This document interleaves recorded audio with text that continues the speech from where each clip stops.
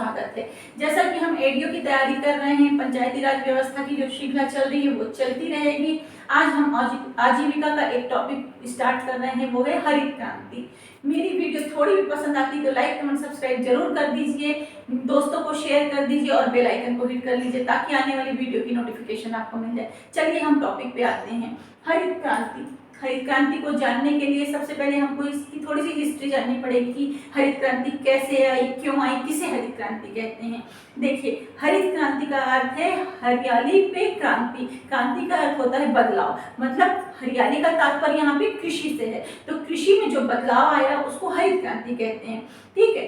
और ये बदलाव क्यों आया, कैसे आया, ये जानते हैं। चलिए देखिए, द्वितीय विश्व युद्ध के बाद जो 1940 से लेकर के 1960 का दशक था, उसमें पूरा विश्व जो है वो तनाव में था, ठीक है। पूरे विश्व में भूखमरी, अकाल ये पड़ा हुआ था। जो जापान था उसका नुकसान बहुत ज्यादा हुआ था। तो उसके जीर्णोद्धार के लिए, जापान के जीर्णोद्धार के लिए अमेरिका के सेना में एक कृषि वैज्ञानिक थे जिनका नाम था S Cecil Salmon. S Cecil Salmon था। इन्होंने जो है कृषि के विकास को आधार बनाया। इस तनाव से उबरने के लिए कृषि के विकास को इन्होंने आधार बनाया कि अनाज कैसे ज्यादा से ज्यादा पैदा किया जाए ताकि लोगों के बीच में जो भूखमरी है वो दूर हो जाए, ठीक है। इन्होंने कृषि के विकास को आधार बनाया। उन्हें देखिए, नोरिन नामक एक गेहूं की किस्म मिली जिसके दाने बड़े थे। नोरिन नामक, याद रखिएगा, नोरिन नामक गेहूं की एक किस्म मिली जिसका दाना बड़ा था, ठीक है। सेसल ने इसे बेहतर परिणाम प्राप्त करने के लिए अमेरिका शोध के लिए भेजा। 13 वर्षों तक, देखिए 13 वर्षों तक प्रयोग के बाद 1959 में ग्रेस नामक एक जो है किस्म तैयार की गई। इसके बाद नॉर्मन बोरलॉन्ग ने इस ग्रेस नामक जो किस्म थी इसके साथ मैक्सिको की सबसे अच्छी किस्म का संकरण किया। देखिए, हम पढ़ते हैं, जानते हैं कि जो नॉर्मन बोरलॉन्ग थे उन्होंने एक संक्रमित बीज पैदा किया, उससे हरित क्रांति आई।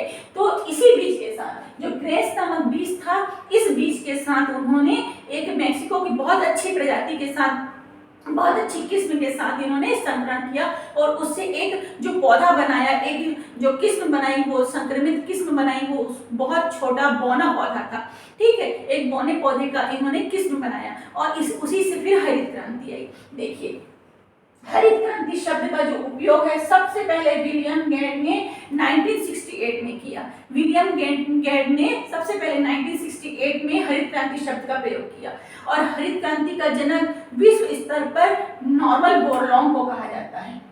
ये जो नॉर्मन बोरलॉन्ग है, इनको विश्व स्तर पर इनको हरित क्रांति का जनक कहा जाता है। इनका जन्म अमेरिका के क्रेस्को आइवा नामक स्थान पे हुआ था, ठीक है। अमेरिका में इनका जन्म हुआ था और इनका कार्य क्षेत्र जो था वो मैक्सिको था।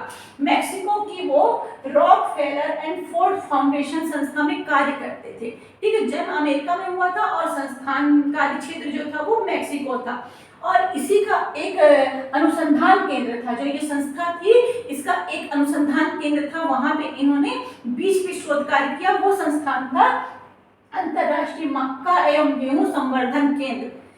देखिए, अनुसंधान केंद्र भी डायरेक्ट पूछ सकता है कि अंतरराष्ट्रीय मक्का एवं गेहूं संवर्धन केंद्र कहाँ है, तो वो मैक्सिको में है, ठीक है।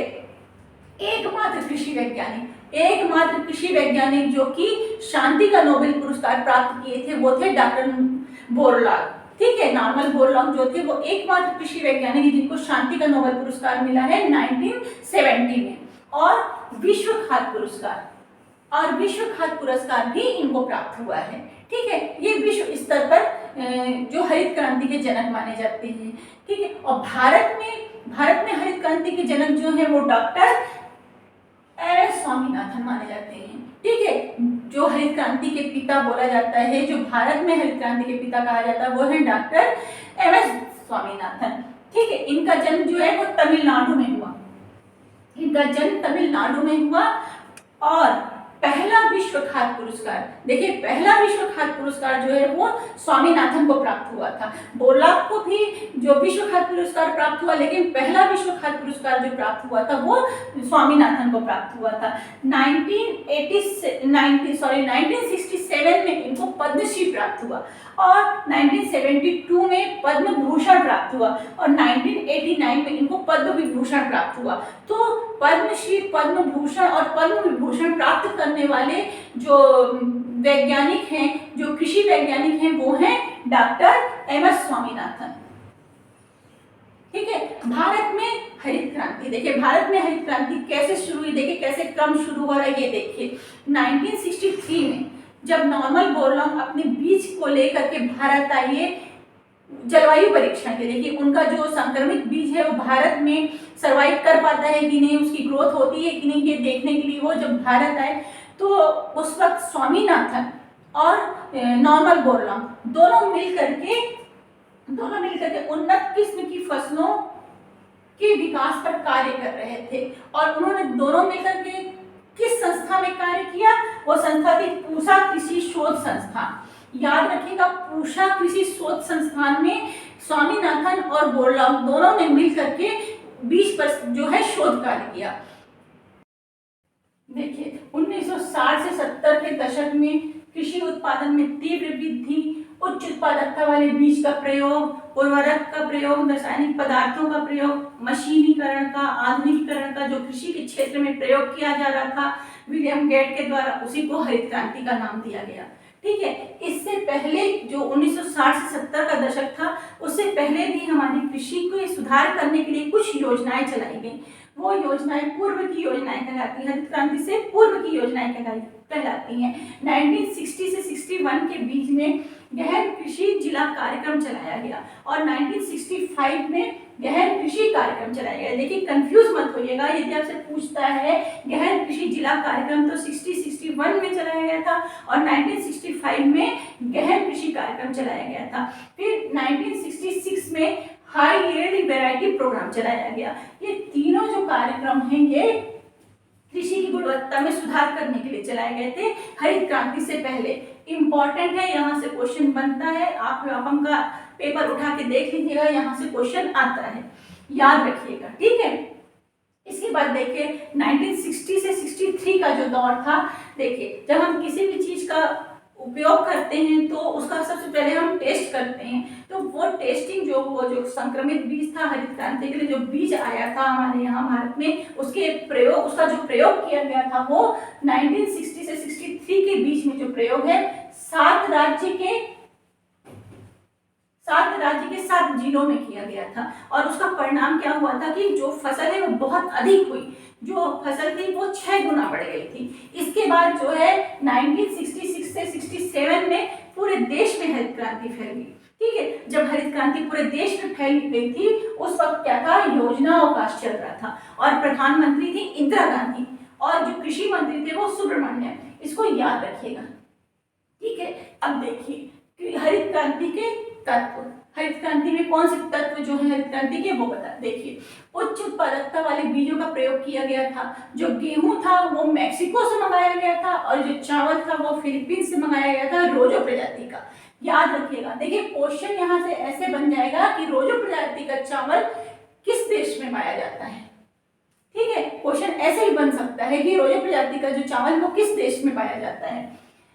कृषि का मशीनीकरण किया गया, आधुनिकीकरण किया गया, फसल योजनाएं चलाई गई, बीमा किया गया, साख की व्यवस्था की गई। इस तरह से कृषि के क्षेत्र में बहुत सारा आधुनिकीकरण किया गया, रासायनिक पदार्थों का छिड़काव किया गया। उसके बाद हमारे देश में हरित क्रांति सारी जगह फैल गई।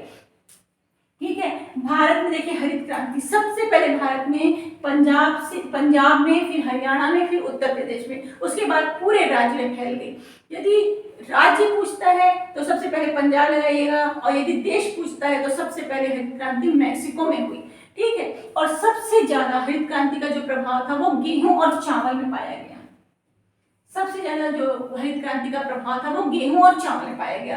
देखिए, अब हरित क्रांति का कुछ दुष्प्रभाव भी था, फायदा था तो कुछ दुष्प्रभाव भी था।